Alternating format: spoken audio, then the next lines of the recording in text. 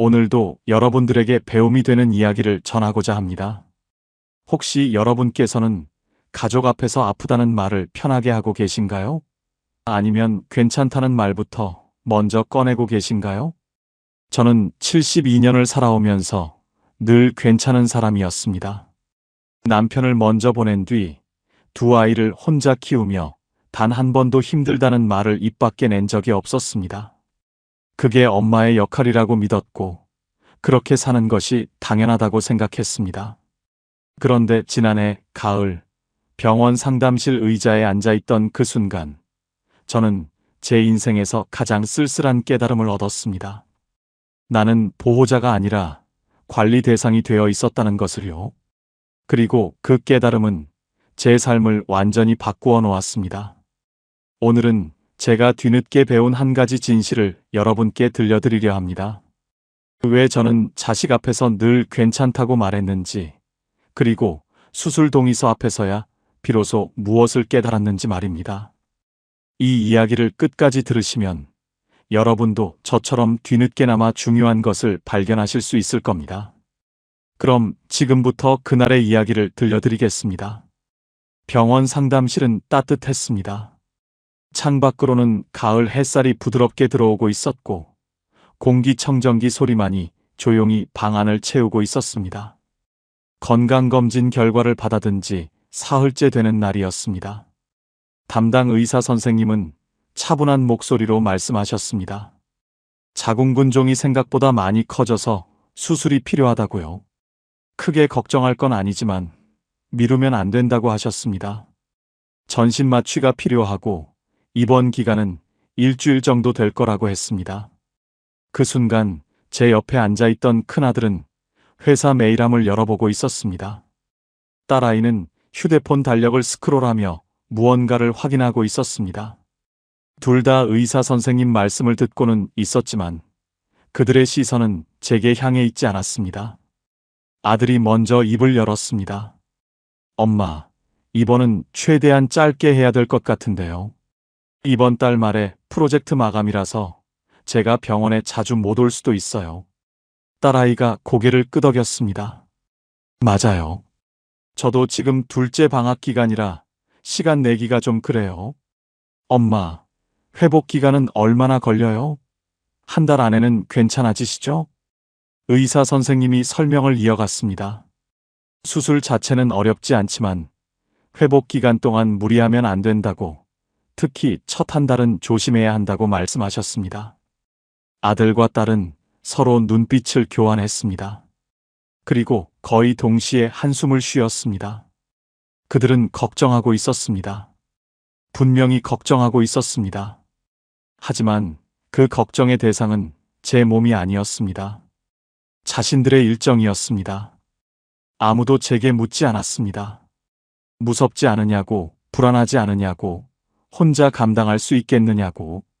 대신 그들은 물었습니다. 입원 기간을 줄일 수 없느냐고, 회복이 빨리 되는 방법은 없느냐고, 일정을 조율할 수 있느냐고 말입니다. 그 순간 저는 깨달았습니다. 제가 아프다는 사실이 그들에게는 해결해야 할 문제였다는 것을요. 제 통증이나 두려움이 아니라 그들의 스케줄에 생긴 변수였다는 것을 말입니다.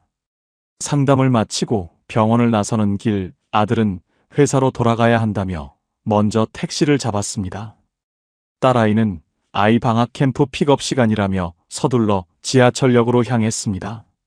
저는 혼자 버스 정류장에 서서 그들의 뒷모습을 바라봤습니다. 그날 밤 잠을 이룰 수 없었습니다. 천장을 바라보며 생각했습니다. 언제부터 나는 보호자가 아니라 보호받아야 할 대상이 되었을까? 아니, 보호받는 것도 아니었습니다.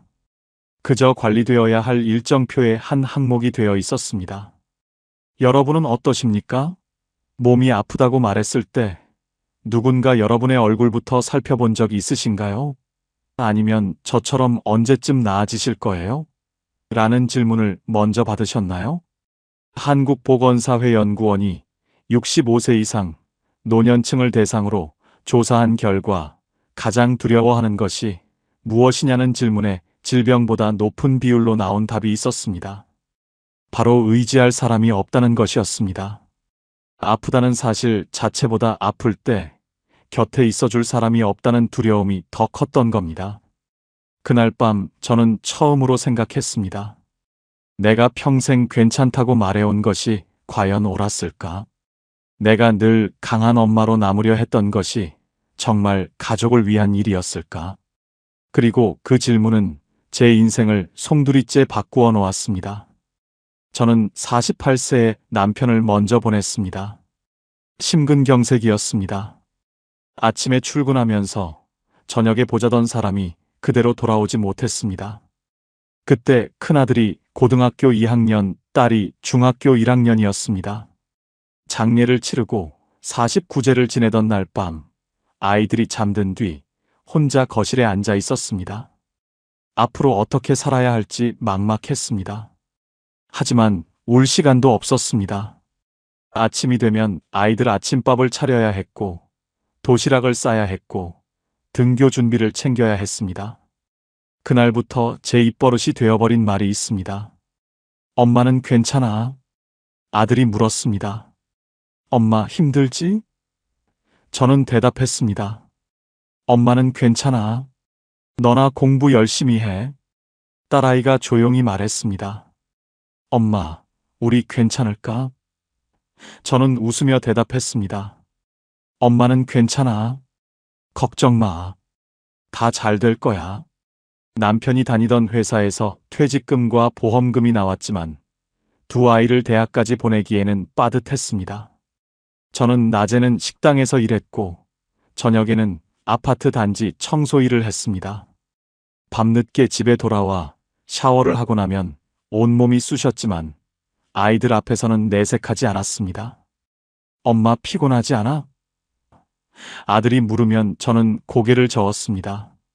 엄마는 괜찮아. 엄마는 일하는 게 좋아. 엄마 아픈 데 없어? 딸이 물으면 저는 웃었습니다. 엄마는 괜찮아. 엄마는 원래 튼튼해. 그렇게 25년을 살았습니다. 아들은 대학을 졸업하고 중견기업에 취직했습니다. 딸은 결혼해서 두 아이를 낳았습니다. 저는 65세에 일을 그만두고 작은 투룸 빌라로 이사했습니다. 아이들에게 짐이 되고 싶지 않았습니다. 그리고 68세가 되던 해 건강검진에서 자궁근종 진단을 받았습니다. 처음에는 작았습니다. 의사 선생님도 당장 수술할 필요는 없다고 하셨습니다. 하지만 1년 사이 크기가 2배로 커졌고 결국 수술이 필요하다는 말을 들었습니다. 아이들에게 전화했을 때도 저는 습관처럼 말했습니다. 크게 걱정할 건 아니래. 엄마는 괜찮아. 하지만 그날 밤 병원에서 돌아와 혼자 누워 있을 때 처음으로 생각했습니다. 정말 괜찮은 걸까? 아니, 괜찮다는 게 대체 무슨 의미일까? 저는 평생 괜찮다고 말해왔지만 정작 제가 괜찮은지 스스로에게 물어본 적이 없었습니다. 아이들이 괜찮기를 바라며 살았지 제가 괜찮은지는 중요하지 않았습니다. 여러분은 언제 마지막으로 스스로에게 물어보셨습니까? 나는 정말 괜찮은가? 라고요. 아니면 저처럼 다른 사람이 괜찮기를 바라며 자신의 상태는 확인하지 않고 살아오셨나요? 심리학에서는 이것을 역할 고정화라고 부릅니다. 자기 희생이 반복되면 주변 사람들은 그것을 그 사람의 성격이나 본성으로 착각하게 됩니다. 그리고 당사자 본인도 그 역할에서 벗어나는 것을 두려워하게 됩니다. 괜찮은 엄마가 아니면 나는 누구인가? 라는 질문 앞에서 멈춰 서게 되는 겁니다. 저는 그날 밤 처음으로 깨달았습니다.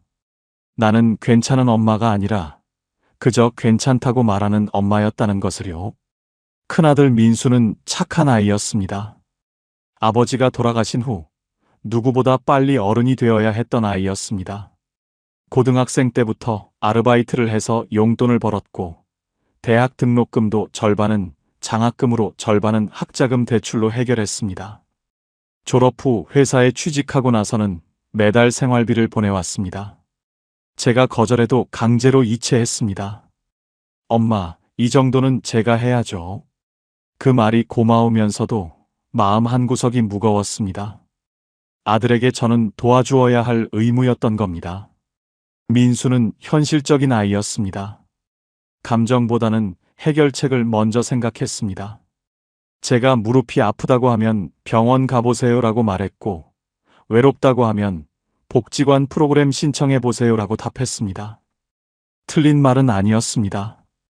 하지만 때로는 해결책이 아니라 그냥 들어주는 것만으로도 충분할 때가 있었습니다. 딸 소연이는 다른 타입이었습니다. 감정적이고 의존적이었습니다.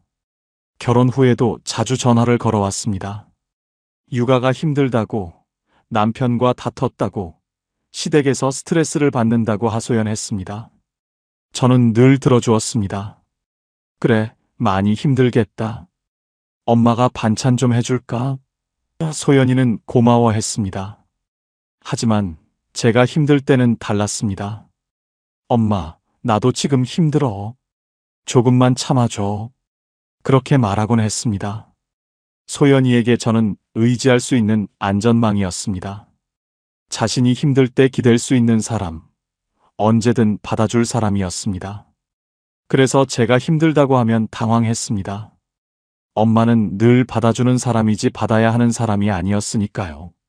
민수와 소연이는 서로 달랐지만 한 가지는 같았습니다. 둘 다 저를 엄마로만 봤다는 겁니다. 고통을 느끼는 한 사람의 여성이 아니라 엄마라는 역할로만 인식했습니다. 저도 마찬가지였습니다. 저는 제 이름으로 살지 않았습니다. 민수 엄마, 소연이 엄마로 살았습니다. 친구들도 저를 그렇게 불렀고, 이웃들도 그렇게 불렀습니다. 언제부턴가 제 이름은 사라지고 엄마라는 호칭만 남았습니다. 병원에서 진료를 받을 때도 마찬가지였습니다. 보호자분 성함이 어떻게 되세요? 간호사가 물으면 저는 대답했습니다. 박민수 어머니입니다. 제 이름이 아니라 아들 이름으로 저를 소개했습니다. 여러분은 가족 안에서 어떻게 불리고 계십니까? 이름으로 불리십니까? 아니면 역할으로 불리십니까? 그리고 스스로는 어떻게 자신을 소개하고 계십니까? 가족 심리학자들은 말합니다. 가족은 가장 가까운 관계이지만 때로는 가장 쉽게 개인을 지우는 집단이기도 하다고요. 엄마, 아빠, 할머니, 할아버지라는 역할이 너무 강해지면 그 사람 본연의 모습은 흐려집니다. 저는 25년 동안 엄마로만 살았습니다. 그리고 그것이 당연하다고 생각했습니다. 하지만 수술 날짜를 정해야 하는 그 순간 처음으로 의문이 들었습니다. 나는 정말 엄마일 뿐일까? 라고요. 병원에서 돌아온 다음 날 아이들과 수술 날짜를 정하기 위해 통화했습니다. 의사 선생님은 빠를수록 좋다고 하셨지만 한 달 안에만 하면 된다고 하셨습니다. 먼저 민수에게 전화를 걸었습니다. 아들아, 수술 날짜를 잡아야 하는데 내가 병원에 올 수 있는 날이 언제니? 민수는 잠시 침묵하더니 대답했습니다. 엄마, 이번 달은 프로젝트 마감 때문에 정말 어려워요. 다음 달 초는 어때요? 그때쯤이면 제가 시간 낼 수 있을 것 같은데. 이어서 소연이에게도 전화했습니다. 소연아, 엄마 수술 날짜를 정해야 하는데. 소연이가 한숨을 쉬었습니다. 엄마, 지금은 진짜 안 돼요. 큰애 방학이라 캠프도 보내야 하고, 작은애는 영어 학원 레벨 테스트가 있어서요. 다음 달 중순 이후면 어떨까요? 저는 달력을 펼쳐놓고 동그라미를 그렸습니다.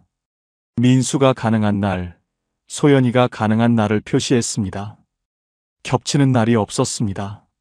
아니, 정확히는 두 사람 모두 가능한 날은 한 달 반 후였습니다. 그날 밤 잠이 오지 않았습니다. 창문으로 달빛이 들어왔고 시계 초침 소리만 방 안을 채웠습니다. 저는 천장을 바라보며 생각했습니다. 아이들이 나쁜 건 아니었습니다. 민수도 회사에서 중요한 시기였을 것이고 소연이도 육아로 정신없을 것이었습니다. 그들도 각자의 삶이 있었습니다. 그걸 이해했습니다. 하지만 이해한다는 것과 서운하지 않다는 것은 달랐습니다. 제가 아프다는데 누구도 먼저 자신의 일정을 조정하려 하지 않았습니다. 대신 제게 물었습니다. 언제가 편하냐고, 언제쯤 할 수 있냐고 말입니다. 제 몸인데, 제 수술인데, 저는 선택권이 없었습니다. 문득 이런 생각이 들었습니다. 내가 아프면 저 아이들 삶이 불편해지는구나. 내 통증이 아니라 자기들 스케줄에 생긴 변수를 걱정하는구나. 여러분은 이런 순간을 경험해 보신 적이 있으십니까? 가족에게 도움을 요청했는데 그들이 걱정한 것은 여러분의 고통이 아니라 자신들의 불편함이었던 순간 말입니다. 다음 날 아침, 저는 혼자 병원에 전화를 걸었습니다. 2주 후 목요일로 수술 날짜를 잡아주세요.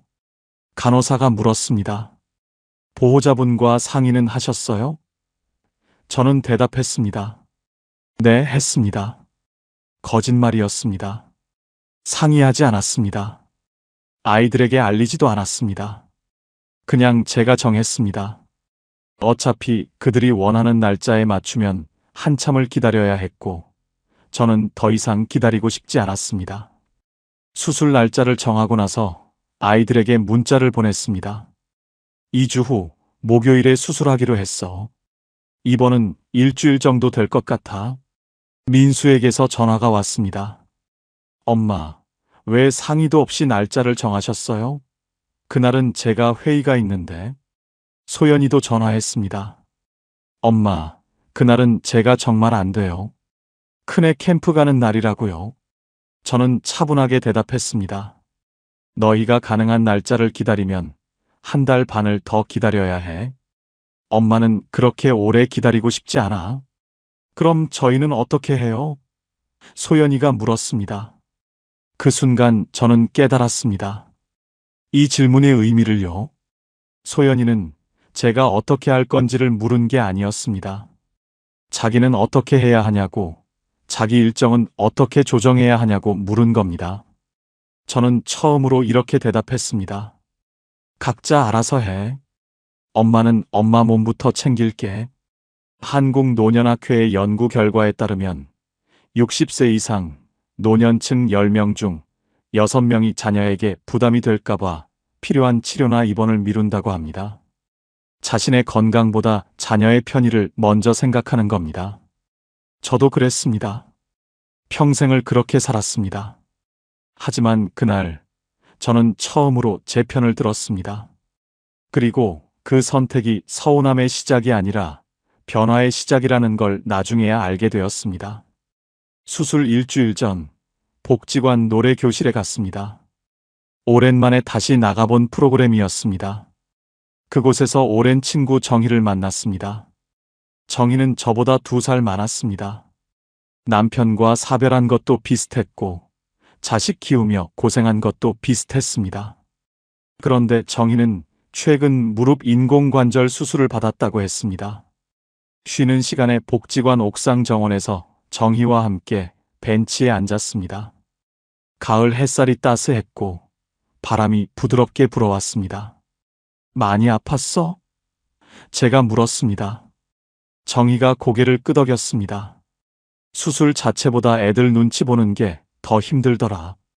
저는 귀를 기울였습니다. 정희가 이어서 말했습니다. 처음에 수술 날짜 잡을 때 말이야.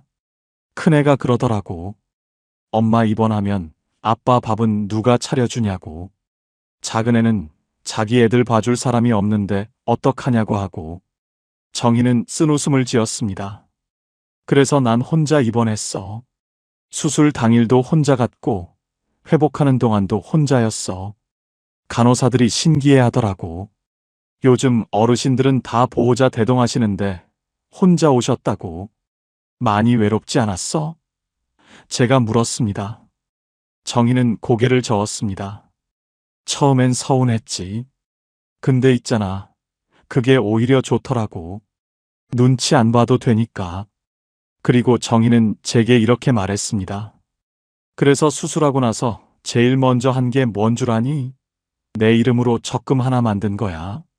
매달 30만 원씩. 많은 돈은 아니지만 그게 내 돈이야. 누구 엄마 돈도 아니고 할머니 돈도 아니고 정희 돈. 정희가 저를 똑바로 바라보며 물었습니다. 선영아, 너 아직도 내 인생을 공동 명의로 쓰고 있니? 그 말이 가슴을 쳤습니다. 마치 누군가 제 속마음을 정확히 읽어낸 것 같았습니다.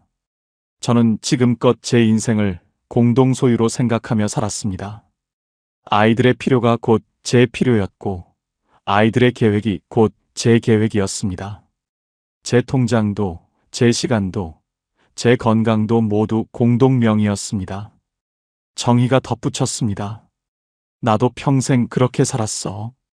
근데 말이야, 무릎이 아파서 계단도 못 올라가게 됐을 때 깨달았어. 내가 쓰러지면 아무도 날 안 챙긴다는 거. 다들 불편해할 뿐이지. 복지관을 나서며 정희가 마지막으로 한 말이 계속 귓가에 맴돌았습니다. 선영아, 내가 내 편을 안 들면 아무도 안 들어줘. 자식들은 내가 강할 때만 기대. 약해지면 짐이라고 생각해. 여러분은 혹시 여러분 인생을 아직도 공동 소유로 쓰고 계신 건 아닙니까? 여러분 이름으로 된 통장이 있으십니까? 여러분 이름으로 된 계획이 있으십니까? 조선시대 실학자 정약용은 이런 말을 남겼습니다. 은혜가 지나치면 도리가 흐려진다. 부모가 자식에게 베푸는 것이 지나치면 오히려 자식은 그것을 당연하게 여기고 부모는 자신을 잃어버린다는 뜻입니다. 저는 정희와 헤어진 후 집으로 돌아오는 버스 안에서 계속 생각했습니다. 나는 언제까지 공동 명의로 살 것인가? 나는 언제쯤 내 이름으로 된 인생을 살 수 있을까 하고요. 그날 밤 잠을 이룰 수 없었습니다. 창밖으로 가로등 불빛이 희미하게 들어왔고 옆집에서는 텔레비전 소리가 작게 들려왔습니다. 저는 침대에 누워 천장을 바라보며 제 인생을 되짚어 봤습니다. 48년을 남편과 함께 살았고 25년을 혼자 살았습니다. 그런데 혼자 산 25년 동안 정작 혼자만의 시간은 없었습니다. 늘 누군가를 위해 누군가를 생각하며 살았습니다. 아들이 대학에 들어갈 때는 등록금을 걱정했고 취직할 때는 면접 준비를 도왔습니다. 딸이 결혼할 때는 예단을 마련했고 손주가 태어났을 때는 산후조리를 도왔습니다. 제 삶이 아니라 그들의 삶을 사는 것 같았습니다. 그런데 문득 이런 생각이 들었습니다. 나는 왜 이렇게 살았을까? 사랑해서였을까? 아니면 두려워서였을까? 필요 없는 사람이 될까봐 두려웠던 건 아닐까? 엄마 역할을 내려놓으면 나는 아무것도 아닌 사람이 될까봐 무서웠던 건 아닐까? 그래서 계속 베풀고, 계속 도와주고, 계속 필요한 사람으로 남으려 했던 건 아닐까? 저는 좋은 엄마가 되고 싶었습니다. 아이들에게 기억되는 엄마, 고마운 엄마, 사랑받는 엄마가 되고 싶었습니다. 그런데 좋은 엄마와 존중받는 엄마는 달랐습니다. 좋은 엄마는 모든 걸 해주는 엄마였습니다. 하지만 존중받는 엄마는 자신의 경계를 지키는 엄마였습니다. 좋은 엄마는 항상 웃는 엄마였지만 존중받는 엄마는 필요할 때 아니라고 말할 수 있는 엄마였습니다. 저는 좋은 엄마가 되려고 노력했지만 존중받는 엄마는 되지 못했습니다. 아이들은 저를 좋아했지만 존중하지는 않았습니다. 편하게 여겼지만 신경 쓰지는 않았습니다. 그날 밤 저는 결심했습니다. 이번 수술만큼은 아이들 일정에 맞추지 않겠다고. 제가 정한 날짜에 수술을 받겠다고. 그리고 회복하는 동안에도 눈치 보지 않겠다고 말입니다. 작은 결심이었지만 제게는 큰 변화였습니다. 평생 처음으로 제 편을 들기로 한 겁니다. 여러분은 지금 누구 편을 들고 계십니까? 가족을 사랑하는 마음과 자신을 지키는 것 중에서 선택해야 한다면 어느 쪽을 택하시겠습니까? 아니면 저처럼 평생 선택을 미뤄오셨나요? 심리학자들은 말합니다. 두려움 위에 세운 관계는 결국 침묵으로 무너진다고요. 사랑이 아니라 필요 때문에 맺어진 관계는 필요가 사라지면 함께 사라진다고 합니다. 저는 아이들이 절 필요로 하기를 바랐습니다. 하지만 필요가 아니라 사랑으로 관계를 유지하고 싶었습니다. 그러려면 먼저 제가 저를 사랑해야 했습니다. 제가 저를 존중해야 아이들도 절 존중할 수 있었습니다. 그날 밤의 각성은 제 인생의 전환점이 되었습니다. 68년을 살아오며 처음으로 제 인생의 주인이 되기로 결심한 순간이었습니다. 다음 날 아침, 저는 아이들에게 전화를 걸었습니다. 먼저 민수에게 전화했습니다. 아들아, 엄마 수술 날짜 확정했어. 다음 주 목요일이야. 민수가 당황한 목소리로 물었습니다. 엄마, 제 일정 확인도 안 하시고요? 그날은 제가 회의가 있다니까요. 저는 차분하게 대답했습니다. 알아. 근데 엄마는 더 이상 기다릴 수 없어. 내 회의도 중요하지만 엄마 건강도 중요해. 민수가 한숨을 쉬었습니다. 그럼 저는 어떻게 해요? 저는 잠시 침묵했다가 말했습니다. 내가 올 수 있으면 오고 안 되면 안 와도 돼. 엄마는 이번엔 엄마 편을 들 거야. 소연이에게도 같은 내용을 전했습니다. 소연이는 울먹이는 목소리로 말했습니다. 엄마, 그럼 저는요? 큰애 캠프 보내야 하는데 제가 병원에 못 가면 엄마 혼자 어떻게 해요? 저는 대답했습니다. 혼자서도 할 수 있어. 엄마가 지금까지 혼자 해온 게 한두 가지가 아니잖니. 전화를 끊은 후 손이 떨렸습니다. 평생 처음으로 아이들에게 단호하게 말했기 때문입니다. 미안하다는 말도 괜찮다는 말도 하지 않았습니다. 그저 제 결정을 통보했을 뿐이었습니다. 수술 전날 밤, 혼자 집에서 짐을 쌌습니다. 입원 가방에 옷가지와 세면도구를 넣었습니다. 보호자가 없어도 괜찮다고 간호사가 말했지만 그래도 마음 한구석은 불안했습니다. 수술 당일 아침 택시를 타고 병원으로 갔습니다. 병원 로비는 사람들로 붐볐습니다. 환자들 곁에는 가족들이 함께 있었습니다. 남편과 함께 온 할머니, 딸과 함께 온 할아버지, 아들 부부와 함께 온 어르신들이 보였습니다. 저는 혼자였습니다. 입원 수속을 밟고 병실로 올라가고 수술복으로 갈아입는 모든 과정을 혼자 했습니다. 간호사가 물었습니다. 보호자분은 안 오셨어요? 저는 대답했습니다. 제가 제 보호자입니다. 간호사가 잠시 놀란 표정을 지었지만 곧 이해한다는 듯 고개를 끄덕였습니다. 요즘은 혼자 오시는 어르신들이 많다고 걱정 말라고 말했습니다. 수술실로 가는 복도는 길고 조용했습니다.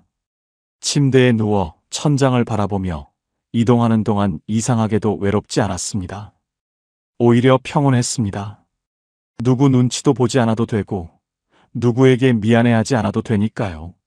수술실 문 앞에서 마취과 의사 선생님이 말씀하셨습니다. 곧 잠드실 거예요. 걱정 마세요. 저는 고개를 끄덕였습니다. 마취제가 들어오는 게 느껴졌고 의식이 흐려지기 시작했습니다. 잠들기 직전 마지막으로 든 생각은 이것이었습니다. 나는 지금 혼자지만 온전히 나 자신이다. 여러분은 마지막으로 스스로를 지켜본 적이 언제입니까? 누군가에게 기대지 않고 누군가의 허락을 구하지 않고 오롯이 혼자 힘으로 해낸 일이 있으십니까? 최근 통계에 따르면 60세 이상 여성 노년층의 1인 입원과 수술 비율이 해마다 증가하고 있다고 합니다. 가족 구조가 변하고 있고 혼자 감당해야 하는 어르신들이 늘어나고 있다는 뜻입니다. 하지만 저는 그날 깨달았습니다. 혼자라는 것이 꼭 외로운 것만은 아니라는 걸요. 때로는 혼자일 때 비로소 온전한 나 자신이 될 수 있다는 것을 말입니다. 수술은 성공적이었습니다. 일주일간 입원하는 동안 민수가 1번, 소연이가 2번 병문안을 왔습니다. 예전 같았으면 미안하다고 했을 겁니다. 오느라 힘들었을 거라고, 바쁠 텐데 고맙다고 말했을 겁니다. 하지만 저는 그러지 않았습니다. 그저 왔구나 하고 반갑게 맞이했을 뿐입니다. 미안해하지 않았고 고마워하지도 않았습니다. 당연한 일이니까요. 퇴원 후 2주일쯤 지났을 때 소연이에게서 전화가 왔습니다. 엄마, 이번 주말에 아이들 좀 봐주실 수 있어요? 남편이랑 오랜만에 영화 보러 가려고요. 예전 같았으면 바로 대답했을 겁니다. 그래, 언제든지 데려와. 하지만 저는 잠시 생각한 후 대답했습니다. 소연아, 이번 주는 어려울 것 같아. 엄마 아직 회복 중이거든. 엄마, 벌써 2주일 지났잖아요. 괜찮으시잖아요. 저는 차분하게 말했습니다. 괜찮은 것처럼 보여도 아직은 무리하면 안 돼. 다음 달부터는 가능할 거야. 소연이가 잠시 말이 없더니 네, 알겠어요 하고 전화를 끊었습니다.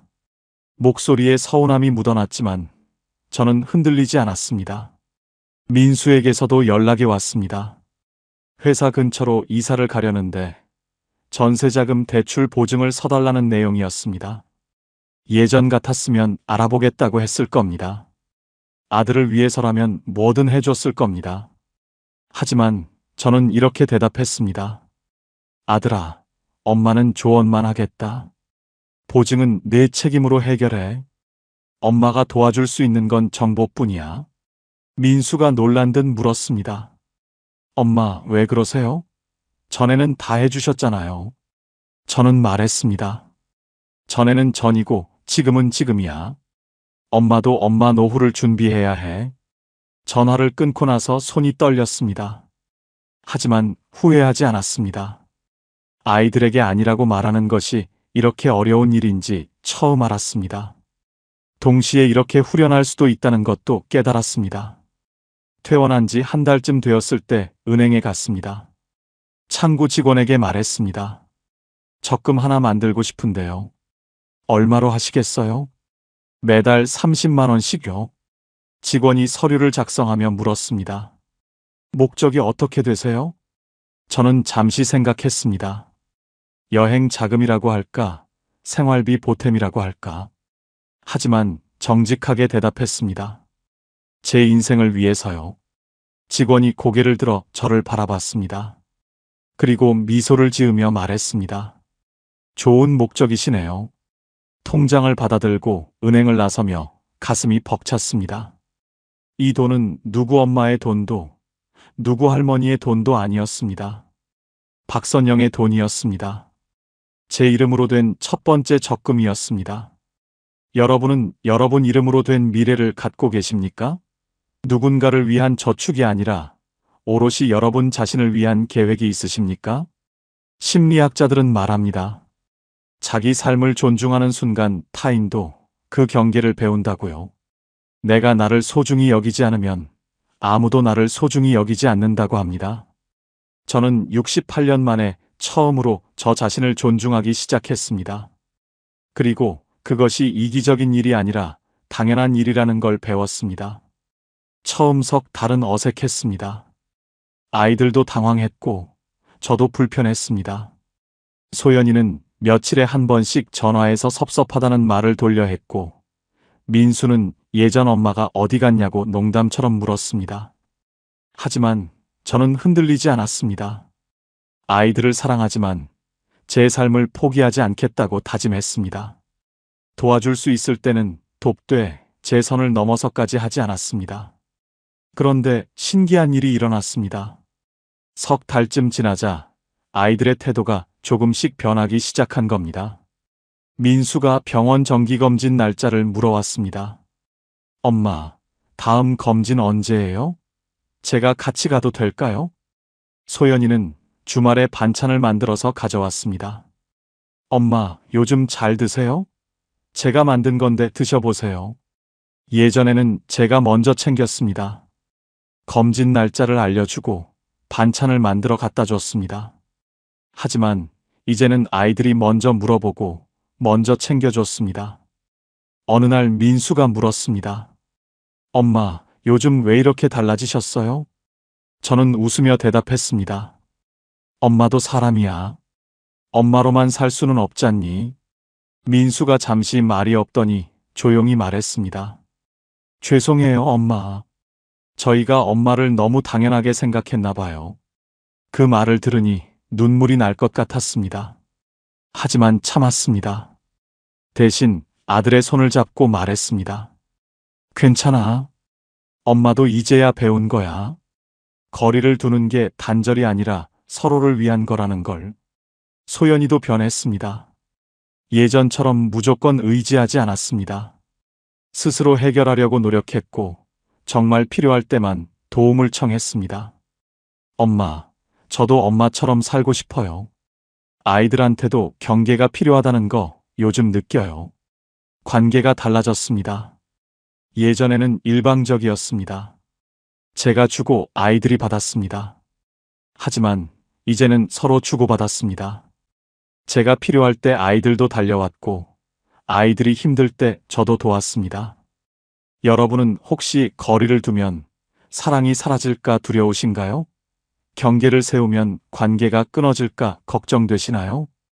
가족관계 연구에 따르면 경계가 분명한 가족일수록 갈등의 지속 기간이 짧고 회복 속도가 빠르다고 합니다.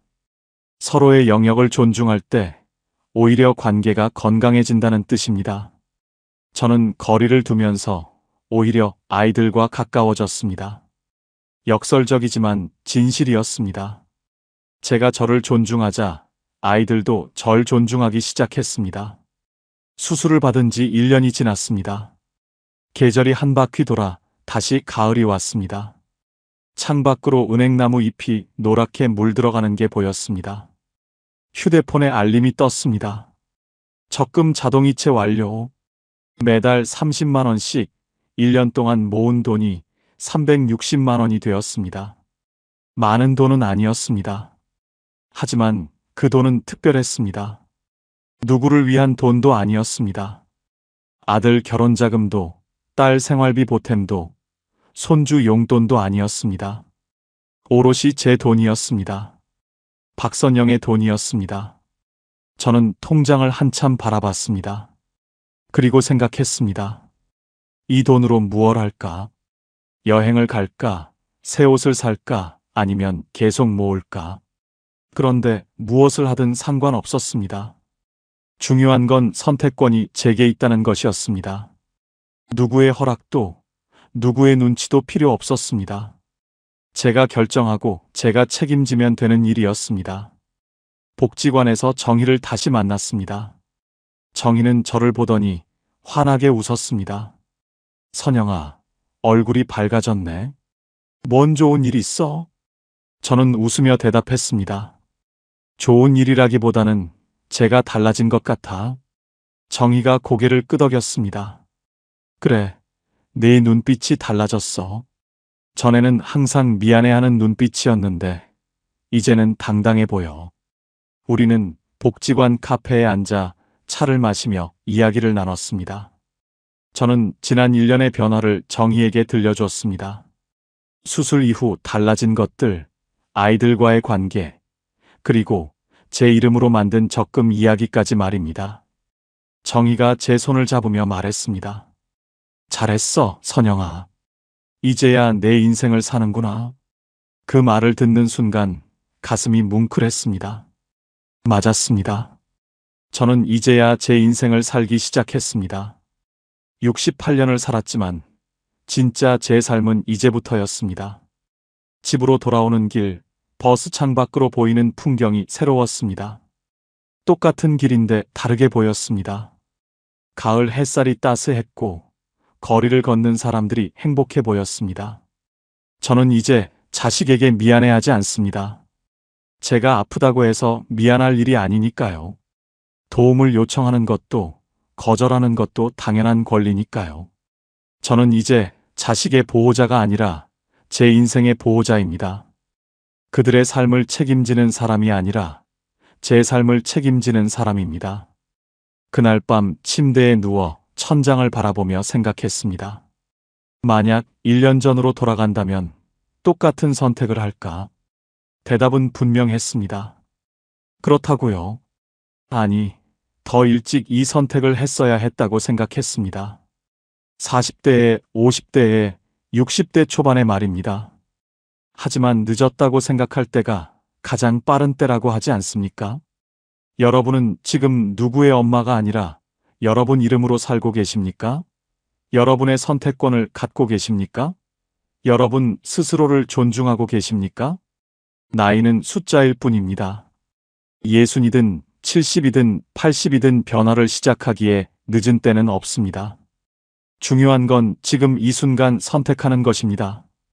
존엄은 타인이 주는 것이 아닙니다. 스스로 선언하는 것입니다. 제가 저를 존중할 때 비로소 다른 사람도 절 존중합니다. 제가 제 삶의 주인이 될 때 비로소 진정한 자유를 얻습니다. 저는 수술 동의서 앞에서야 이 진실을 배웠습니다. 뒤늦게 배운 이야기입니다. 하지만 배우지 않은 것보다는 낫습니다. 그리고 이제 저는 압니다. 진짜 인생은 지금부터라는 것을요. 여러분도 시작하십시오. 오늘부터 여러분 이름으로 사십시오. 그것이 이기적인 일이 아니라 당연한 권리라는 걸 기억하십시오. 오늘 이야기가 여러분의 마음에 작은 용기가 되었기를 바랍니다. 어떤 생각이 드셨는지 댓글로 나눠주세요. 구독과 좋아요로 함께 해주시고 오늘도 행복한 하루 되세요. 뒤늦게 배운 이야기였습니다. 퇴직금 사업과 광명 아파트, 그리고 제 인생 28년이 담긴 마지막 자존심까지 저는 그 모든 걸 걸고 은빛으로 반짝이는 북한강이 훤히 내려다 보이는 강촌의 7억짜리 펜션을 샀습니다. 저는 확신했습니다. 이제야 내 인생 2막이 시작되는구나 하고요. 그런데 펜션은 3억 헐값에 넘어갔고 광명 아파트마저 금매로 팔아버렸습니다. 지금 저는 새벽 4시에 일어나 경비복을 입습니다.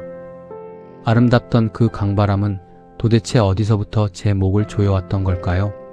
오늘은 제가 왜 전 재산을 잃고 63세 아파트 경비원이 됐는지 그 이야기를 해보려 합니다. 사연 시작하기 전에 구독과 좋아요, 알림 설정 부탁드립니다. 여러분의 작은 손길이 영상을 만드는데 큰 힘이 됩니다. 안녕하세요. 올해 63 정명석입니다. 저는 그날을 지금도 생생하게 기억합니다. 2018년 2월 28년을 다닌 회사를 나오던 날이었어요. 엘리베이터 문이 열리고 로비로 내려서는 순간 바깥 공기가 유난히 차갑게 느껴졌습니다.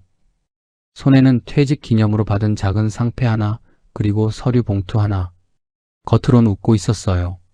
동료들이 박수를 쳐줬고 후배들이 꽃다발을 안겨줬고 부장님 덕분에 많이 배웠다는 말도 들었습니다. 그런데 이상하게도 회사 정문을 나서는 그 순간 가슴 한켠이 텅 비는 느낌이 들었어요. 저는 그게 뭔지 그때는 몰랐습니다. 28년이었어요. 27에 입사해서 55까지. 대리, 과장, 차장, 부장.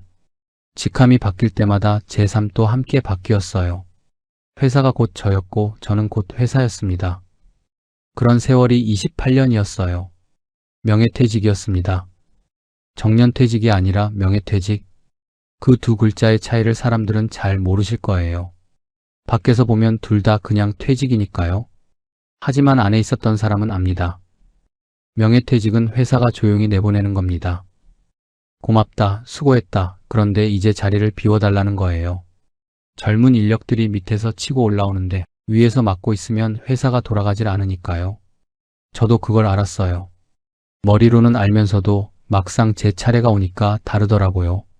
승진이 막힌 건 3년 전부터였습니다. 부장이 된 지 얼마 안 됐을 때는 임원까지 올라갈 수 있을 거라 생각했어요. 아니, 믿었다는 표현이 더 맞겠네요. 그런데 어느 순간부터 제 이름이 승진 명단에서 빠지기 시작하더니 팀의 규모가 조금씩 줄어들고 맡는 프로젝트의 무게가 달라졌어요. 회사는 아무 말도 하지 않았지만 저는 느꼈습니다. 이 조직에서 제 역할이 조용히 줄어들고 있다는 걸요. 그리고 그 끝이 명예퇴직 권고였어요. 동기들은 부러워했습니다. 야, 너 4억이나 챙겼잖아. 나는 언제 저렇게 받아보냐. 부장까지 했으면 할 만큼 한 거야. 이제 쉬어. 솔직히 회사 다니는 거 스트레스잖아. 나는 네가 부럽다. 맞는 말이에요. 위로금과 퇴직금을 합쳐서 4억 원이었습니다. 적은 돈이 아니죠. 근처에서 치킨집 하다 문 닫은 선배 생각도 났고 고향 내려간다는 동기 얼굴도 떠올랐어요. 이불 속에 누워서 천장을 보고 있으면 괜히 가슴이 답답해졌습니다. 내가 뭘 잘못한 건 아닌데, 내가 못난 건 아닌데, 그런데도 뭔가 억울한 감정이 올라왔어요. 최선을 다했는데 결국 이렇게 끝나는 건가? 나는 아직 쓸만한 사람인데 세상은 나를 더 이상 필요로 하지 않는 건가? 그런 생각들이 밤마다 찾아왔습니다. 55이었어요.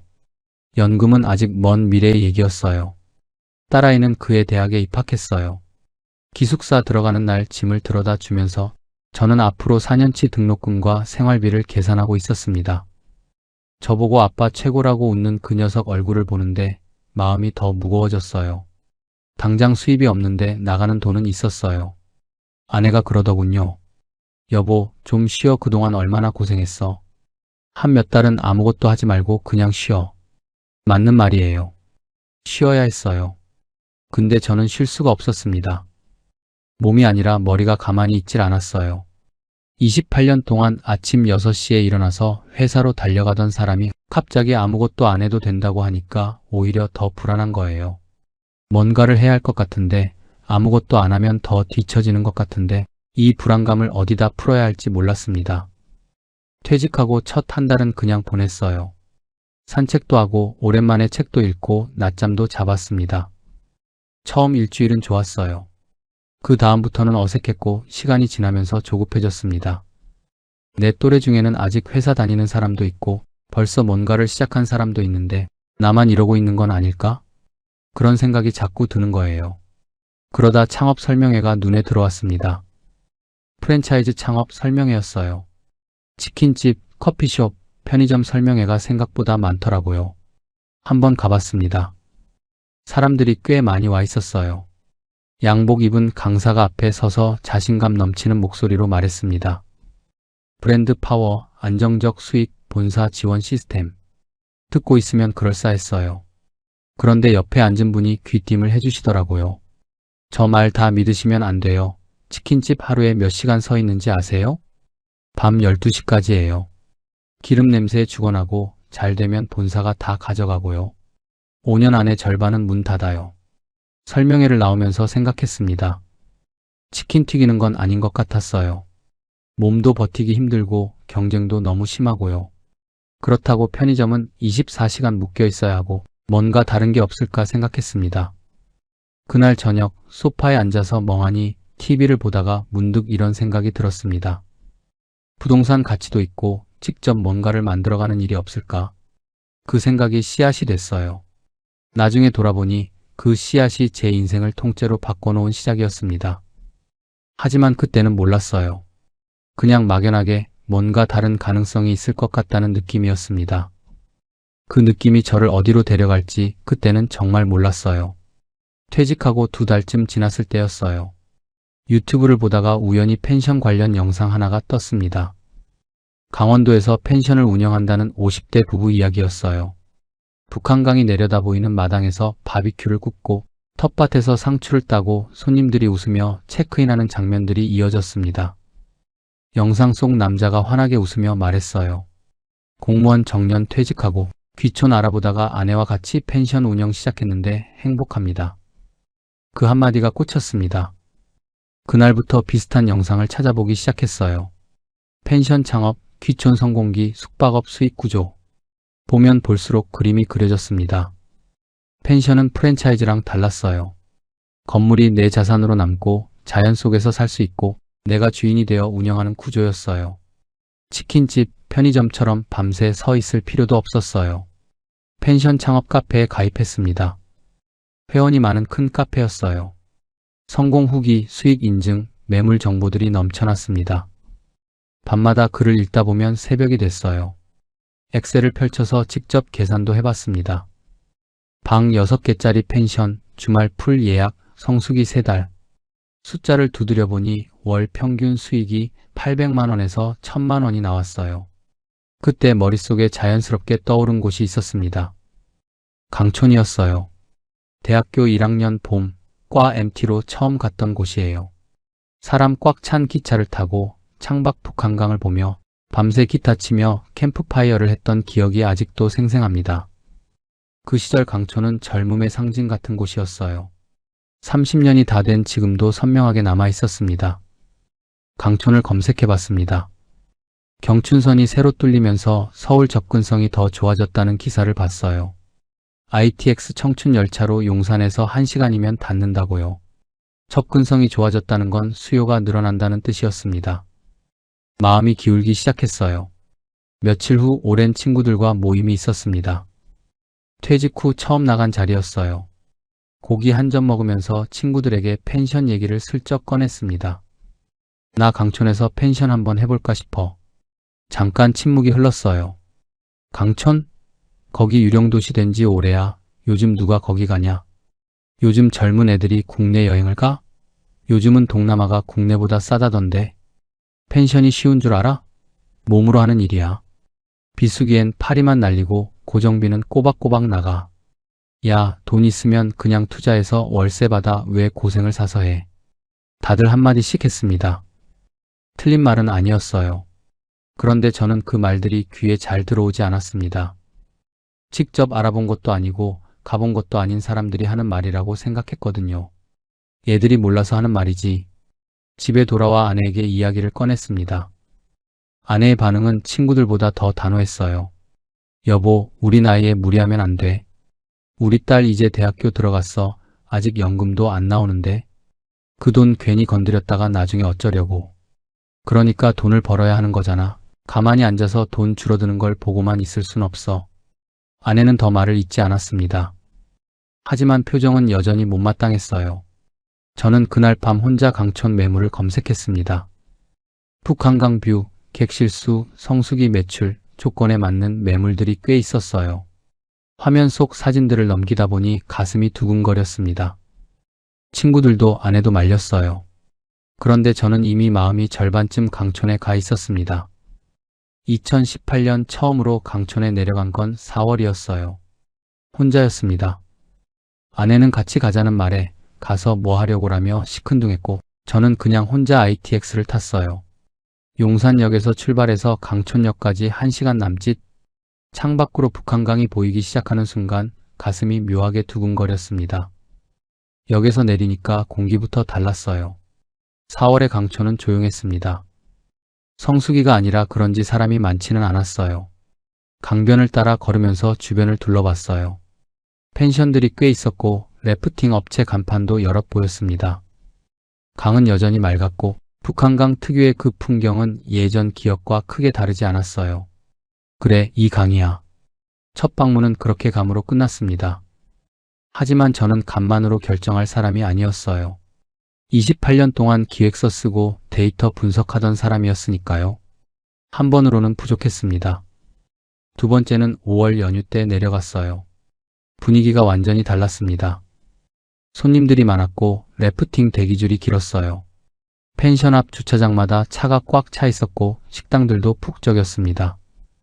저는 눈으로 보면서 속으로 계산했어요. 저 펜션 객실이 8개라고 치면 이 주말에만 얼마를 버는 거지. 숫자가 머릿속에서 굴러갔습니다. 세 번째는 7월 여름 성수기였어요. 정말 달랐습니다. 도로가 꽉 막혔어요. 래프팅 업체마다 사람이 넘쳐났습니다.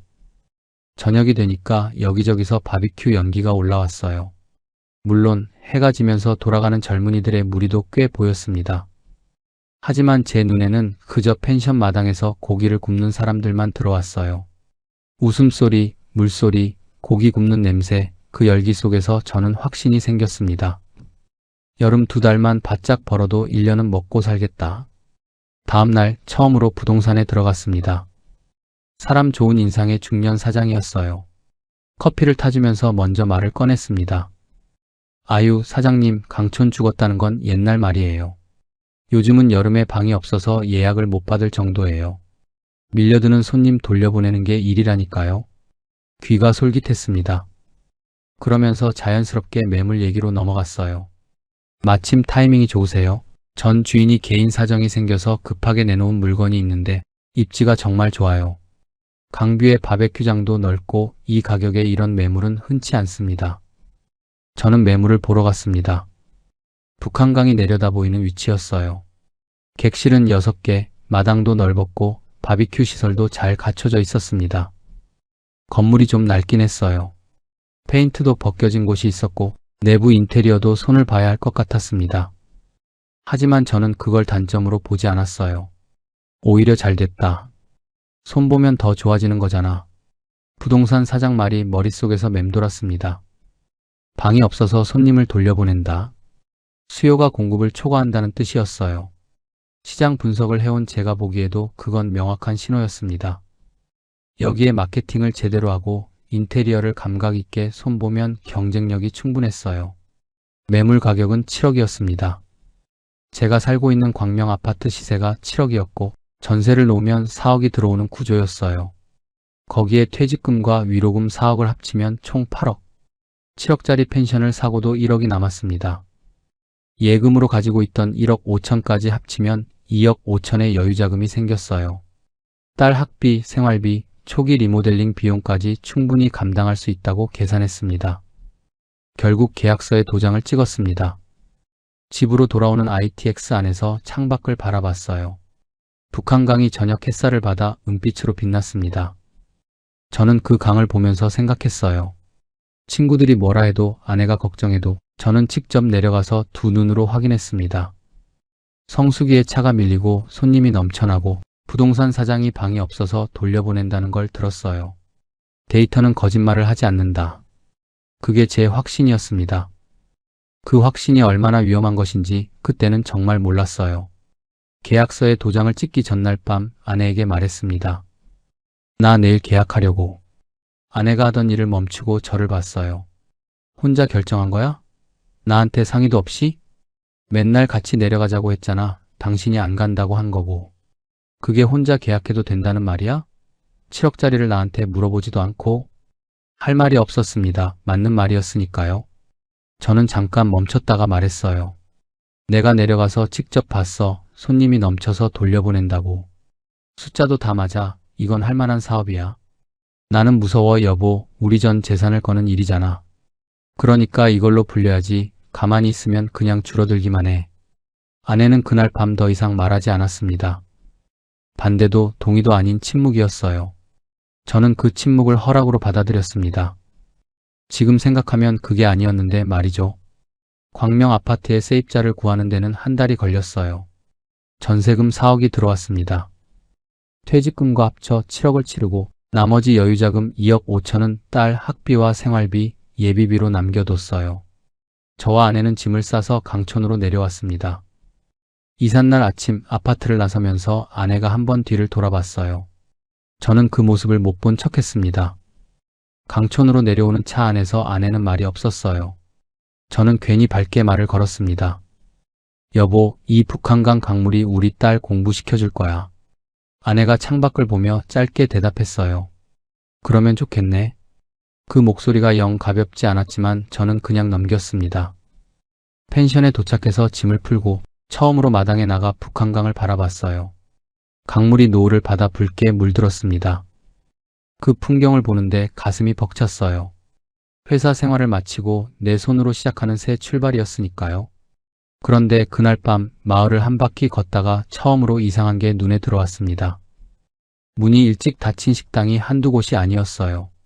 래프팅 업체 간판도 몇 개는 색이 바래서 글자가 잘 안 보였어요. 여름 성수기를 기다리는 비수기라서 그런가 보다 생각했습니다. 아직 4월이었으니까요. 그냥 그렇게 넘겼어요. 첫 여름은 예상대로였습니다. 5월부터 예약이 들어오기 시작하더니 7월이 되자 주말은 꽉 찼어요.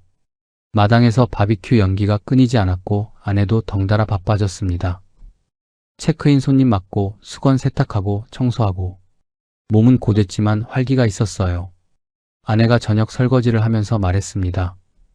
생각보다 괜찮네. 손님들이 좋아하더라고. 그 말이 얼마나 반가웠는지 몰라요. 잘 될 거라고 생각했지만 아내 입에서 그 말이 나오니까 진짜로 해낸 것 같았습니다. 방학이 되자 딸이 친구들을 데리고 내려왔어요. 대학 친구 셋을 데려왔는데 도착하자마자 탄성이 터졌습니다. 와, 여기 진짜 좋다. 강뷰 실화야. 진짜 부모님이 운영하시는 곳이야? 저는 그날 제일 좋은 고기를 꺼냈어요. 삼겹살에 목살에 갈비까지 마당에서 직접 불을 피우고 고기를 구웠습니다. 딸 친구 중 하나가 말했어요. 아저씨 진짜 멋있으세요. 이런 펜션도 하시고. 딸이 옆에서 웃으며 말했습니다. 그러니까 우리 아빠 대단하지? 그날 밤 손님들이 다 들어가고 마당에 혼자 앉아서 강을 바라봤어요. 차가운 맥주 한 캔을 손에 들고 강물 소리를 들으면서 생각했습니다. 역시 내 판단이 맞았어. 다들 몰라서 말렸던 거야. 그게 절정이었어요. 그 여름이 제 강촌 생활의 가장 높은 지점이었다는 걸 저는 한참 뒤에야 알았습니다. 8월이 끝나고 9월이 왔습니다. 거짓말처럼 서서히 예약이 끊겼어요. 주말에 한두 건이 들어오다가 10월이 되자 그마저도 뜸해졌습니다. 평일엔 텅 비었어요. 객실 전체가 며칠째 불이 꺼진 채로 있었습니다. 원래 숙박업이 이런 거지. 비수기가 있는 거야. 애써 자위했어요. 그런데 마음 한켠이 영 찜찜했습니다. 마을을 다시 걸어봤어요. 봄에 처음 왔을 때 문 닫혀있던 식당들, 그 자리가 그대로였습니다. 몇 달이 지났는데도 셔터가 올라가지 않은 곳들이 있었어요. 그때 문득 생각이 났습니다. 경춘선 새 역사 얘기. 접근성이 좋아졌다는 게 제가 내려오게 된 이유 중 하나였어요. 그런데 접근성이 좋아진다는 게 꼭 숙박 수요가 늘어난다는 뜻은 아니었습니다. 서울에서 1시간이면 온다는 건 서울에서 1시간이면 돌아갈 수도 있다는 말이었어요.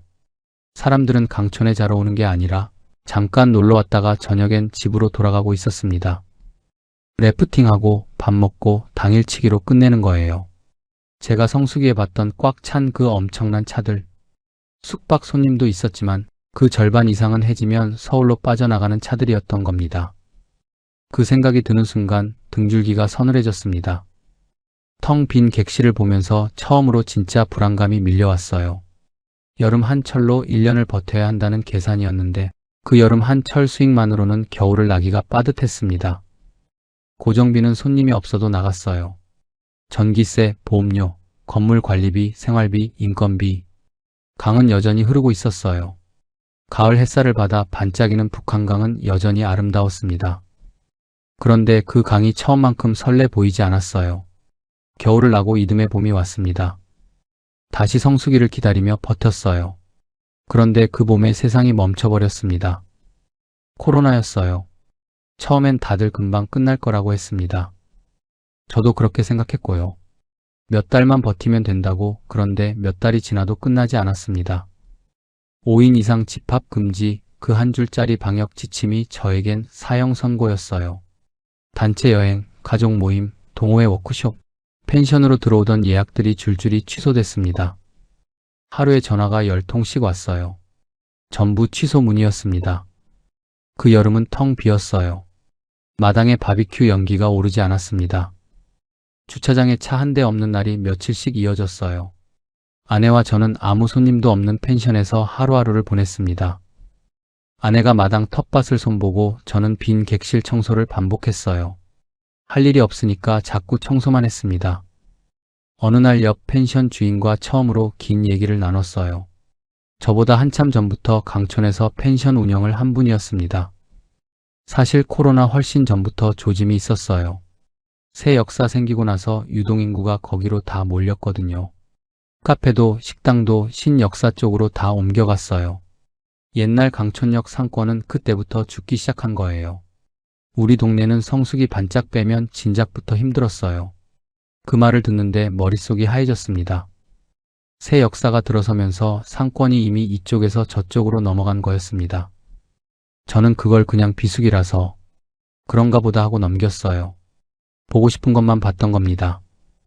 여름 성수기에 넘쳐나던 사람들, 꽉 찬 주차장, 래프팅 대기줄. 그게 강촌 전체의 모습이 아니었어요. 오래된 상권은 그 전부터 조용히 무너지고 있었습니다. 제가 발품을 팔며 확인했다고 생각했는데 사실은 제가 믿고 싶은 장면만 골라서 본 거였어요. 이미 강촌은 제가 젊은 시절 알던 그 강촌이 아니었습니다. 코로나가 길어지면서 유행이 바뀌었어요. 사람들은 이제 단체로 모이는 펜션 대신 프라이빗한 공간을 찾기 시작했습니다. 통유리 풀빌라, 독채 감성 숙소, 인스타에서 사진 찍기 좋은 곳, 예약 전쟁이 벌어지는 곳들은 죄다 그런 곳이었어요. 저희 펜션은 달랐습니다. 구축 펜션, 낡은 외벽, 오래된 가구들, 숙박 앱에서 사진을 올려봤자 클릭이 되질 않았어요. 이대로는 안 된다 싶었습니다. 결국 남은 자금 중 1억을 들여서 리모델링을 시작했어요. 외벽을 새로 칠하고 도배를 새로 하고 가구를 드러냈습니다. 욕실 타일도 교체하고 마당에 감성 조명도 달았어요. 일단 급한 불부터 끄자며 다 털어넣어 할 수 있는 건 다 했습니다. 공사가 끝나고 나서 사진을 다시 찍어 올렸어요. 예약이 조금 늘었는데 그것도 반짝이었어요. 그리고 플랫폼 수수료가 생각보다 비쌌습니다. 예약 들어오면 수수료 떼고 카드 수수료 떼고 실제로 손에 남는 게 얼마 안 됐어요. 노출을 높이려면 광고비를 써야 했습니다. 몇 달 광고비를 쏟아부었는데 들어오는 건 문의뿐이고 실제 예약으로 이어지는 건 절반도 안 됐어요. 아내가 어느 날 밤 가계부를 펼쳐놓고 말했습니다. 여보, 이번 달 또 마이너스야. 저는 아무 말도 못했어요. 리모델링 하면 나아질 줄 알았는데 광고비에 수수료에 고정비에 버는 것보다 나가는 게 더 많아. 조금만 더 기다려봐. 코로나도 끝날 거고 손님도 다시 올 거야. 아내가 가계부를 덮으며 말했어요. 얼마나 더 기다려? 대답을 못했습니다. 저도 몰랐으니까요. 코로나 첫 해가 그렇게 지나갔습니다. 리모델링을 마치고 나서 손님을 받기는 했어요. 아예 없었던 건 아니었습니다. 방역 지침이 조금 풀리는 틈새마다 예약이 몇 건씩 들어왔어요. 그런데 월말이 되면 결과는 항상 똑같았습니다. 마이너스였어요. 들어온 돈보다 나간 돈이 많았습니다. 손님이 있어도 없어도 고지서는 꼬박꼬박 왔어요. 예비비로 버텼습니다. 여전히 딸 생활비도 틈틈이 보내주고 여유자금으로 남겨뒀던 돈을 조금씩 썼어요. 이번 달 모자란 거 채우고 다음 달 또 채우고 처음엔 그게 일시적인 거라고 생각했습니다. 코로나만 끝나면 달라질 거라고요. 그렇게 버티다 보면 봄이 오고 성수기가 오겠지. 그 생각으로 하루하루를 넘겼어요. 이듬해 봄이 왔습니다. 성수기가 돌아왔지만 예전 같지 않았어요. 코로나가 완전히 끝나지 않은 상태에서 사람들은 여전히 단체 모임을 꺼렸습니다. 펜션 예약의 주력이었던 단체 손님, 동호회, 가족 모임 손님들이 돌아오지 않았어요. 그 여름도 마이너스를 면치 못했습니다. 예비비마저 바닥을 드러내기 시작했어요. 아내가 통장을 보여주며 말했습니다. 여보, 이러다가 우리 딸 등록금도 못 보내겠어. 걱정 마. 내가 어떻게든 해볼게. 어떻게든 한다는 말이 입에서 나왔는데 방법이 없었습니다. 결국 펜션 건물을 담보로 1억 대출을 받았어요. 그때부터 매달 50만 원이 넘는 이자가 꼬박꼬박 빠져나갔어요. 손님이 없어도 이자는 기다려주지 않았습니다. 처음엔 목돈이 들어오니까 숨통이 트이는 것 같았습니다. 그런데 수익이 조금이라도 생기면 이자 갚기도 빠듯했습니다. 밑 빠진 독에 물 붓는 느낌이 처음으로 들었어요. 아내와 다투는 날이 늘었습니다. 늘 사소한 것에서 시작됐어요. 청소 문제, 손님 응대 방식, 지출 하나하나. 작은 불씨가 금방 커졌습니다. 이렇게 계속 버텨서 뭐해, 팔고 나가자. 조금만 더 해보자, 코로나도 끝나가잖아. 몇 번째 조금만 더야, 내가 처음부터 하지 말자고 했잖아. 나는 지쳤어. 아내의 목소리가 떨렸어요. 저는 아무 말도 못했습니다. 지쳤다는 말이 거짓이 아니라는 걸 알았으니까요. 아내도 지쳤고 저도 지쳐 있었어요. 그런데 인정하기가 싫었습니다. 인정하는 순간 모든 게 끝나는 것 같았으니까요. 그렇게 또 얼마 있지도 않은 여유 자금으로 1년을 버텼습니다. 코로나가 거의 끝나갈 무렵 딸한테서 전화가 왔어요. 아빠, 밥은 먹었어? 요즘 장사는 어때? 잘 돼가. 아빠는 걱정 마. 애써 밝게 말했습니다. 그런데 딸이 잠깐 뜸을 들이더니 말했어요. 아빠, 나 이번에 과외 알바 구했어. 등록금은 내가 보탤게. 너무 무리하지 마. 전화기를 잡은 손에 힘이 빠졌습니다. 딸은 눈치를 채고 있었어요. 아빠 목소리가 밝은 척 한다는 걸, 상황이 좋지 않다는 걸요. 그래서 먼저 짐을 나눠 지겠다고 한 거였어요. 부족함 없이 키우려고 시작한 일인데 오히려 딸이 아빠 걱정을 하고 있었습니다. 전화를 끊고 마당에 나갔어요. 강물이 보였습니다. 늦가을 강물이 차갑게 흘렀어요. 소리 없이 눈물이 났습니다. 닦지 않았어요. 그냥 흘리게 뒀습니다. 코로나가 끝나갈 무렵엔 잠깐 기대도 했습니다. 이제 사람들도 다시 돌아오겠지 싶었어요. 그런데 세상은 이미 또 달라져 있었습니다. 막혀있던 하늘길이 열리자 사람들은 다시 해외로 나가기 시작했어요. 예전엔 그나마 강촌으로 오던 젊은 사람들도 이제는 가까운 일본으로 동남아로 떠났습니다. 국내 펜션에 남는 건 치열한 가격 경쟁뿐이었어요. 손님을 받으려면 가격을 깎아야 했고 가격을 깎으면 남는 게 없었습니다. 코로나가 끝나고 시간이 지나도 크게 달라지지 않았어요. 사람들이 돌아오긴 했습니다. 그래도 숙박 수요는 회복되지 않았어요. 저는 그제야 인정할 수밖에 없었습니다. 강촌의 문제는 코로나가 아니었어요. 코로나가 오기 전부터 이미 기울고 있었던 겁니다. 코로나는 그 위에 덮인 마지막 한 겹이었을 뿐이었어요. 텅 빈 마당을 바라보면서 생각했습니다. 대학 시절 MT 때 이 강변에서 노래를 부르던 그 활기, 옷이 젖은 채로 웃던 젊은이들, 그 강촌은 이미 오래전에 사라진 거였어요. 저만 그걸 모르고 추억을 들고 내려온 거였습니다. 추억은 돈이 되지 않았어요. 그리고 더 무서운 현실은 아직 제게 닥치지조차 않은 상태였습니다. 제 명의로 된 마지막 보루, 아파트의 세입자에게서 전화가 걸려온 건 그의 겨울이 시작될 무렵이었습니다. 2024년 가을 끝자락 전화기 너머 세입자의 목소리는 조심스러웠습니다. 사장님, 저 내년 봄에는 이사를 나가야 할 것 같아서요. 전세금 그때 돌려받을 수 있을까요? 당연한 요구였습니다. 어느덧 계약 기간이 끝나가고 있었으니까요. 그런데 그 평범한 말을 듣는 순간 제 머릿속은 하얗게 비어버렸습니다. 전세금 4억 원. 그 큰돈이 지금 제 손에는 단 한 푼도 없었습니다. 전부 저 텅 빈 펜션 건물의 돌덩이처럼 묶여 있었죠. 네. 알겠습니다. 준비해 볼게요. 간신히 대답을 하고 전화를 끊은 뒤 저는 한참을 그 자리에 멍하니 앉아 있었습니다. 처음엔 대수롭지 않게 생각했습니다. 새 세입자를 구해서 받은 돈으로 돌려주면 된다고 생각했어요. 그게 당연한 이치니까요. 그런데 집 근처 부동산에 전세를 내놓고 며칠 뒤 청천벽력 같은 연락을 받았습니다. 사장님, 요즘 금리도 오르고 광명 뉴타운 쪽에 신축 입주 물량이 쏟아지잖아요. 신축 전세도 헐값인데 누가 구축의 예전 가격으로 들어와요. 4억엔 절대 못 맞춥니다. 지금 잘 받아야 2억 5천이에요. 역전세였습니다. 새 세입자를 구한다고 해도 무려 1억 5천만 원이라는 차액을 제 생돈으로 메워줘야 하는 상황이었어요. 하지만 제 수중에 현금은 단 한 푼도 없었습니다. 펜션 적자와 대출 이자를 막느라 통장은 이미 바닥을 드러낸 지 오래였으니까요.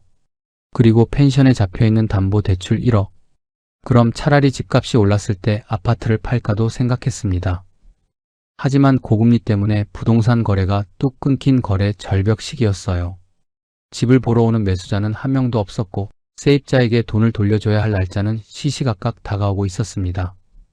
급한 불을 끄려면 방법은 딱 하나뿐이었습니다. 펜션을 팔아야 했습니다. 펜션을 팔아서 전세금을 돌려주고 남은 돈으로 새 출발을 하는 것. 머리로는 너무나 잘 알았습니다. 그런데 도무지 손이 움직이질 않았어요. 이걸 부동산에 내놓는 순간 제 인생의 모든 것이 진짜 실패로 끝난다는 걸 알았으니까요. 결국 무거운 입을 열어 아내에게 말했습니다. 세입자가 나간대. 전세금 돌려줘야 해. 아내가 하던 일을 멈추고 잠시 저를 바라보더군요. 그럼 이제 진짜 팔아야겠네. 너무나 담담한 목소리였습니다. 울지도 않았어요. 오히려 그 담담함이 제 가슴을 더 무겁게 짓눌렀습니다. 아내는 이미 오래전부터 이 끝을 각오하고 있었던 거였습니다. 펜션을 내놨습니다. 하지만 부동산에 매물을 올려도 반응은 차가웠습니다. 몇 달이 지나도록 전화 한 통 울리지 않았어요. 절박한 마음에 발품을 팔아 인근 중개업소를 다 돌아다녔지만 돌아오는 대답은 절망적이었습니다. 사장님, 요즘 강촌 펜션은 매수자가 씨가 말랐어요. 매물만 산더미처럼 쌓여 있다고요. 가격을 파격적으로 낮추지 않으시면 안 나갑니다. 솔직히 말씀드리면 지금 강촌은 다들 손 털고 나가려고만 하지 굳이 돈 싸들고 들어오려는 바보는 없어요. 처음 샀던 7억에서 눈물을 머금고 6억으로 가격을 낮췄습니다. 리모델링까지 해놓은 건물이었지만 그래도 팔리지 않았어요. 결국 5억으로 또 그 아래로 낮췄습니다. 그제야 겨우 한 곳에서 연락이 오더군요. 그런데 부동산 사장님의 말이 비수처럼 꽂혔습니다. 사장님, 매수자가 3억을 부르네요. 어차피 이쪽 구상권은 펜션으론 답이 없어서 건물 싹 다 허물고 대형 카페로 새로 짓는답니다. 사장님이 리모델링 하신 건 아깝지만 그쪽 입장에선 오히려 철거 비용만 더 드는 짐 덩어리라는 거예요. 건물값은 하나도 안 쳐주고 땅값만 주겠다는 3억 원이었습니다. 정말 뼈아픈 헐값이었습니다. 그 숫자를 보는데 눈앞이 캄캄해졌습니다. 하지만 어쩔 도리가 없었어요. 세입자는 저를 기다려주지 않으니까요. 부동산에 앉아 3억짜리 매매 계약서에 도장을 찍는데 제 손이 사시나무처럼 떨렸습니다. 몇 년 전 강촌에 처음 내려와 펜션 매입 계약서에 도장을 찍을 때 저는 그게 제 인생의 화려한 새 출발이라고 굳게 믿었습니다. 하지만 이번엔 달랐어요. 이 도장은 제 인생의 완벽한 끝을 의미했습니다. 강촌을 떠나기 전 마지막 날 아침이었어요. 이삿짐 차가 오기 전에 혼자 펜션을 한 바퀴 천천히 돌았습니다. 객실 하나하나 문을 열었다가 닫아봤어요. 돈을 아끼겠다고 사다리를 타고 올라가 달았던 감성 조명, 첫여름에 손님들이 고기를 구우며 환하게 웃었던 마당. 아무 말도 나오지 않았습니다. 마지막으로 마당 끝에 서서 북한강을 바라봤습니다. 강은 여전히 아무 일 없다는 듯 고요하게 흐르고 있었어요. 아침 햇살을 받아 은빛으로 반짝이는 그 물결은 제가 처음 내려와 설레며 바라보던 그날과 조금도 다르지 않았습니다. 강은 아무것도 변하지 않았습니다. 변한 건 철저하게 망가져 버린 저 하나뿐이었습니다. 소리내어 엉엉 울음이 터질 줄 알았는데 이상하게 눈물 한 방울 나오지 않았습니다. 지난 몇 년간 속으로 이미 너무 많은 눈물을 흘려버린 탓이었을까요? 그때 아내가 마당으로 걸어 나왔습니다. 제 옆에 서서 아내도 말없이 북한강을 같이 바라봤어요. 한동안 우리 부부 사이엔 짙은 침묵만 흘렀습니다. 얼마쯤 지났을까 아내가 먼저 입을 열었습니다. 가자. 짧은 그 한마디였습니다. 저는 조용히 고개를 끄덕였고 마지막 짐을 실은 차는 강촌을 빠져나왔습니다. 마을 어귀를 돌다 신호에 걸려 잠시 멈춰 섰을 때 저는 룸미러를 통해 강촌 거리를 뒤돌아봤습니다. 굳게 셔터가 내려간 식당들, 비바람에 녹슨 간판들, 사람 하나 없이 한산하고 적막한 골목. 생각해보면 제가 처음 이곳에 헛된 희망을 품고 내려왔을 때도 저 풍경은 그대로 저곳에 있었습니다. 단지 제 눈에만 보이지 않았던 것뿐이죠. 광명으로 돌아오는 내내 차 안에서는 아무도 입을 열지 않았습니다. 펜션을 3억이라는 헐값에 넘겼지만 그걸로는 세입자의 전세금을 돌려줄 수가 없었습니다. 펜션을 팔려면 그 건물에 잡혀있던 은행 대출금 1억부터 무조건 먼저 갚아야 했으니까요. 대출금을 갚고 나니 제 손에 쥐어진 돈은 딱 2억뿐이었습니다. 돌려줘야 할 전세금 4억에는 턱없이 부족했죠. 결국 방법은 하나뿐이었습니다. 제 인생의 마지막 훈장과도 같았던 저희 부부가 돌아갈 유일한 희망이었던 광명 아파트마저 내놓아야 했습니다. 하지만 거래 절벽 시기라 제 값은 꿈도 꿀 수 없었어요. 시세보다 한참 싼 금매로 아파트를 던지듯 팔아버리고 나서야 겨우 세입자에게 남은 돈을 내줄 수 있었습니다. 그렇게 빚잔치를 끝내고 나니 저희 부부의 수중엔 정말이지 얼마 남지 않더군요.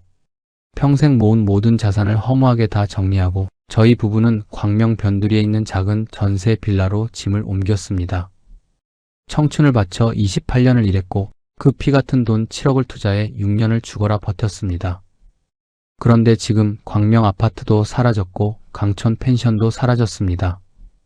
제 퇴직금도 노후를 위한 예금도 은행에서 빌렸던 대출금도 전부 저 북한강변 땅에 속절없이 파묻혀 버렸습니다. 숫자로 따지면 저는 제 인생의 전부를 잃은 거였습니다. 그 무섭고도 차가운 사실을 온전히 받아들이기까지 참으로 길고 고통스러운 시간이 걸렸습니다. 지금 저는 매일 아침 4시에 일어납니다.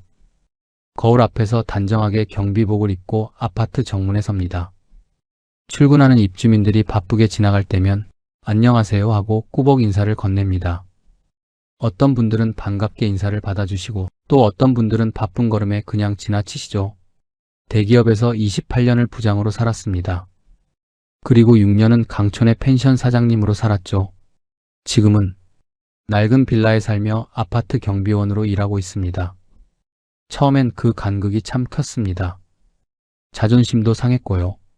하지만 지금은 그냥 이게 제 일입니다. 성실하게 하루를 버티는 제 삶입니다.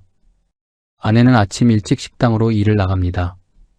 앞치마를 챙겨 들고 좁은 현관문을 나서는 그 뒷모습을 볼 때마다 제 마음은 천근만근 무거워집니다. 평생 전업주부로 살던 사람입니다. 못난 남편 잘못 만나 강촌까지 내려가 고생하더니 60이 넘은 나이에 식당에서 남의 밥을 차립니다. 제가 미안하다는 말을 하도 입에 달고 사니까 어느 날 아내가 그러더라고요. 여보, 미안하다는 말 좀 그만해. 나도 같이 벌면 되잖아. 우리 둘 다 이렇게 몸 성한데 뭐가 문제야. 다시 시작하면 돼. 그 말이, 그 덤덤한 위로가 얼마나 고마웠는지 모릅니다. 얼마 전에는 딸아이한테서 오랜만에 연락이 왔습니다. 대학 졸업하고 대기업에 입사한 지 얼마 안 됐을 때였어요. 주말에 집에 오겠다길래 돈 쓰지 말고 그냥 몸만 오라고 신신당부를 했죠. 그런데 현관문을 들어서는 딸아이 양손에 무언가가 잔뜩 들려 있었습니다. 따뜻한 내복 2벌, 그리고 하얀 봉투 하나. 아빠, 엄마, 나 첫 월급 탔어. 많진 않은데 받아줘. 그 봉투를 받아드는데 제 손이 다 떨리더군요. 이걸 왜 엄마 아빠한테 줘? 내가 써야지. 너 자취하면서 돈 들어갈 때도 많은데 돈 모아서 시집도 가야 할 거 아니야. 제가 코끝이 시큰해져서 말하니까 딸아이가 환하게 웃으면서 그러더라고요. 그냥 받아. 원래 첫 월급 타면 부모님 내복도 사드리고 용돈도 드리는 거래. 내 돈은 앞으로 내가 벌어서 모으면 되잖아. 그동안 나 때문에 엄마 아빠 고생 너무 많았어. 저는 그 자리에서 참았던 눈물을 쏟고 말았습니다. 가족들 더 편하게 해주겠다고, 노후에 호강시켜주겠다고 시작한 일이었습니다. 그런데 오히려 이 어린 딸에게 짐을 지웠고 상처를 줬습니다. 하지만 제 딸은 원망 한마디 없이 그 짐을 이렇게 사랑으로 갚아주고 있었어요. 아, 재산은 다 잃었지만 이 아이는 잃지 않았구나. 내 가족은 잃지 않았구나. 그 생각을 하니 텅 비어있던 가슴에 처음으로 따뜻한 위안이 차올랐습니다. 이제 와서 돌아보면 제가 틀린 건 한두 가지가 아니었습니다. 이 영상을 보시는 분들께 꼭 드리고 싶은 말씀이 있습니다. 첫째, 노후 자금은 절대 한 곳에 몰아넣으시면 안 됩니다. 저는 퇴직금에, 아파트 전세금에, 남은 예금에, 심지어 대출까지 받아서 전 재산을 펜션 한 곳에 쏟아부었습니다. 한번 배가 기울기 시작하니까 버틸 수 있는 구명조끼가 하나도 없더군요. 노후 자금은 잃고 나면 다시 모을 시간이 없습니다. 불리는 것보다 지키는 것이 먼저입니다. 둘째, 성수기의 화려함에 속지 마십시오. 저는 여름에 강촌만 봤습니다. 그게 1년 내내 이어질 줄 알았어요. 하지만 펜션은 비수기가 아주 훨씬 깁니다.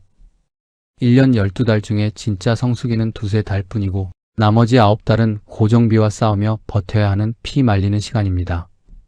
손님이 단 한 명도 없어도 전기세, 수도세, 보험료, 재산세는 꼬박꼬박 통장에서 빠져나갑니다. 셋째, 숨만 쉬어도 나가는 숨은 비용들을 계산하셔야 합니다. 구축 건물을 사는 순간 그때부터 끝없는 수리가 시작됩니다. 생각지도 못한 곳에서 계속 돈이 셉니다. 트렌드도 너무 빨리 변합니다. 통유리 풀빌라, 감성 숙소를 따라가려면 수천, 수억의 돈이 또 필요합니다. 게다가 숙박 플랫폼 수수료, 카드 수수료, 광고비까지 떼고 나면 방을 다 채워도 실제로 내 손에 쥐어지는 돈은 얼마 되지 않았습니다. 저는 달콤한 성수기 매출만 보고 장밋빛 계산서를 뽑았던 겁니다. 마지막으로 절대 혼자 확신하지 마십시오. 상권이 구역사에서 신역사로 넘어가며 무너지고 있다는 걸 문 닫힌 식당들이 미리 말해주고 있었습니다. 아내가 말렸고 친구들이 뜯어말렸습니다.